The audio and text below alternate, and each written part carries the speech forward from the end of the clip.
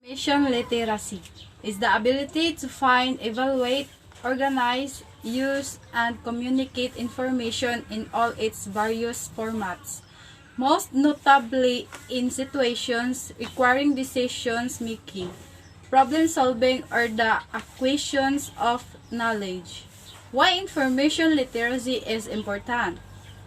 It's because it is the ability to use information technologies effectively, to find and manage information, and the ability to critically evaluate, ethically apply that information to solve a problem are some of the hallmarks of an information literate individual.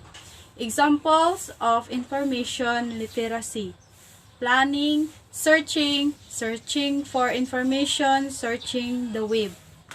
5 components to identify information: identify, find, evaluate, apply, and knowledge sources of information. Media literacy is the ability to understand information that is presented to us and respond appropriately. We need to make conscious effort to understand how all of forms of media are created and consumed. Media means method of communication that is influence people. For example, of media are TV, news, radio, movies, and magazines.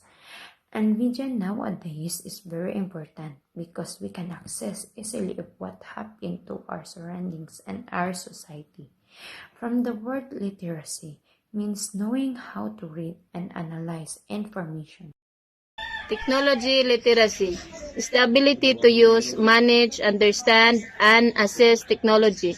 Technological literacy is related to digital literacy in that when an individual is proficient in using computers, technological literacy is important. Technology helps students to communicate co-students and they can spread ideas in diverse ways. For example, in our situation today, technology literacy is important as what we comply for our class. And with the help of technology, it became popular for both of us like students to develop strong and non-linear reading and thinking skills. How we can use in media literacy on identifying fake news. On media literacy, strategies on how we identify fake news.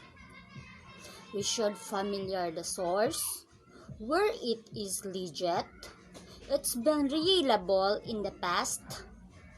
In other words, on media, even in legit news stories, the headline doesn't always tell the whole story.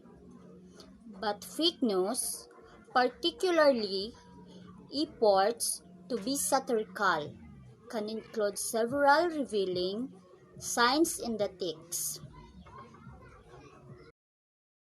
How can they use information literacy, media literacy, and technology literacy to identify fake news?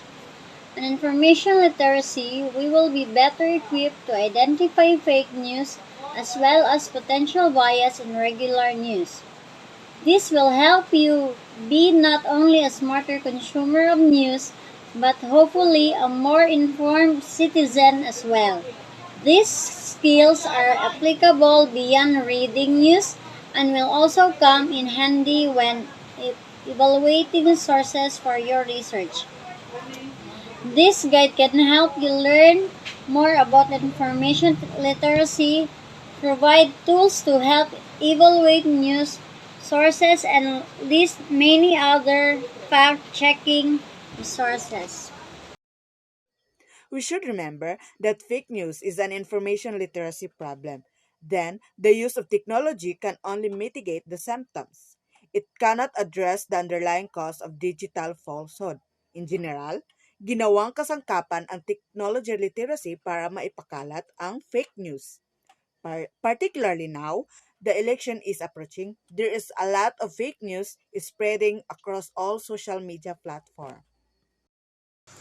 Fake news is nothing new, but what is new is how easy it's become to share information both true and false, on a massive scale. This infographic from ISTE, or International Society for Technology in Education, gives some great tips and facts on how to identify the difference between the real and fake news. In real news, it comes from a respected news outlet, while in fake news, it comes from an unfamiliar website. In real news, headline matches the rest of the article, while in fake news, headline is outrageous or doesn't match an article.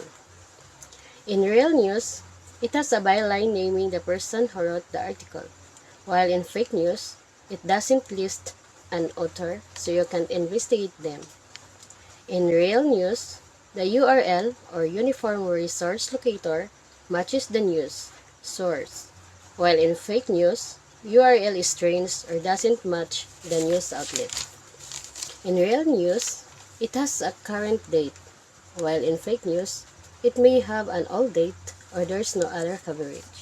And in real news, backs up claims with links to creditable sources, while in fake news, it fails to provide any proof of claims. In Philippine popular culture, popular culture is heavily influenced by mass media, key celebrity figures, movies, and related entertainment, as well as sports and news. However, in the past decade, the internet and social media has to come to be a significant influence on popular culture. Media reflects the norms, culture, and values. Media can lead to evaluation and evolution of mind and heart of the people, fostering information, literacy, and awareness in the nation.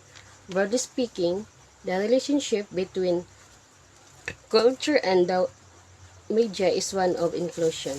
Information literacy is important for today's learners. It promotes problem-solving approaches and thinking skills, asking questions and seeking answers, finding information, forming opinions, evaluating sources, and making decisions, fostering successful learner, effective contributors, and confident individuals.